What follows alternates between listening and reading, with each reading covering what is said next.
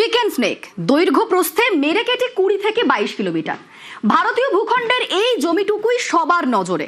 চীন জানে শিলিগুড়ির ওই জমি যদি কবজা করা যায় তাহলে উত্তর পূর্বের রাজ্যগুলি থেকে বিচ্ছিন্ন হবে ভারত। তাই চিকেন স্নেকের নিরাপত্তায় নো কম্প্রোমাইজ। চিকেন স্নেকে এবার আয়রন ডোম।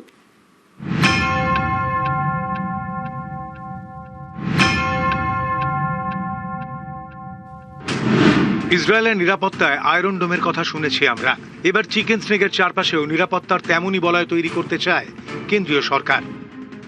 করা নিশ্চয়ই সম্ভব। ভারতবর্ষের যেসব জায়গাতেই আমাদের চ্যালেঞ্জ এবং থ্রেট রয়েছে সেসব জায়গাতেই আকাশকে সুরক্ষা দিতেই হবে। আয়রন ডোম তো একটা কথার কথা।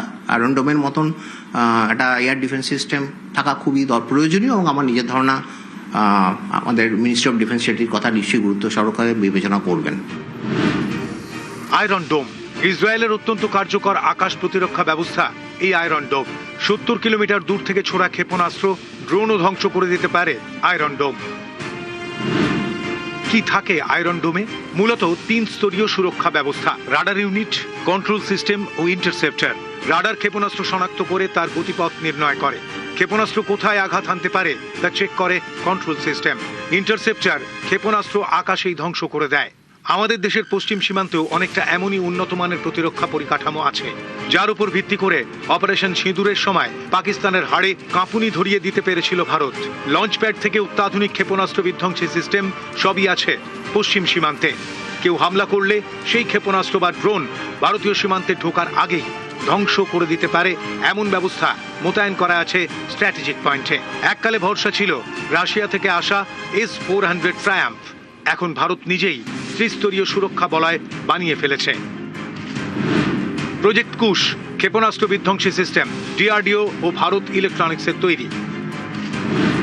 DEW সূর্য লেজার নির্ভর ডিরেক্টেড এনার্জি ওয়েপন, আকাশে প্রায় 20 কিলোমিটার পর্যন্ত সুরক্ষা দিতে পারবে। আকাশ তীর এয়ার ডিফেন্স সিস্টেম, এই সবই ব্যবহার হতে পারে চিকেন স্নেকের সুরক্ষায়। চিকেন স্নেকেই হেডকোয়ার্টার বানাতে চায় BSF। তার জন্য 6 একর জমি চেয়েছে তারা। উত্তরবঙ্গে স্থায়ী ক্যাম্প করতে 100 একর জমি চেয়েছে ITBP। কি থাকতে পারে এখানে? চিকেন স্নেকের সুরক্ষায় ক্ষেপণাস্ত্র উৎক্ষেপণের লঞ্চ প্যাড, রেসপন্স জোন, ড্রোনের মাধ্যমে ক্ষেপণাস্ত্র টার্গেটের ব্যবস্থা, প্রতিপক্ষের ড্রোন আকাশেই ধ্বংস করার সিস্টেম, আকাশপথে নজর রাখতে অত্যাধুনিক রাডার সিস্টেম। চিকেন স্নেকের চারধারে শত্রু।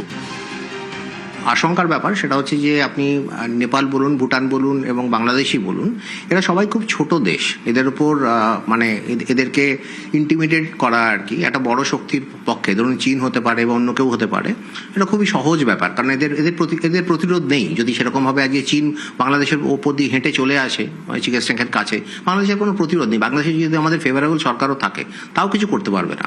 বিপদ 3 দিক থেকেই আসতে পারে। কমপ্লেসেন্সির কোনো জায়গা নেই আর কি। যথেষ্ট সিরিয়াস ব্যাপার এবং পার্মানেন্ট ইনফ্রাস্ট্রাকচার খুবই দরকার। মানে এটা আরো আগে হলেই ভালো হতো। ইংরেজিতে একটা শব্দ আছে ব্যাটল রেডি, অর্থাৎ যুদ্ধে নামতে প্রস্তুত। সীমান্তের কাছে সড়ক ও ব্যাটল রেডি চায় ভারত, যেমনটা আছে উত্তরপ্রদেশ এবং অসমে। এমন হাইওয়ে যেখানে অনায়াসে নামতে পারে রাফালের মতো যুদ্ধ বিমান বা সুপার হারকিউলিসের মতো হেভি এয়ারক্রাফট।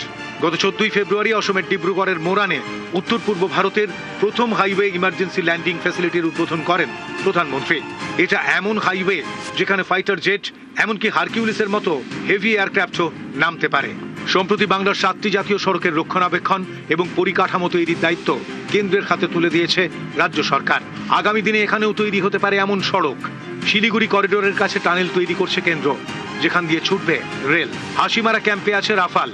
অর্থাৎ নিরাপত্তার বেষ্টনী তৈরি হচ্ছে চিকেন স্নেককে ঘিরে, ঠিক যেন আয়রন ডোম। নিউজ 18 বাংলা।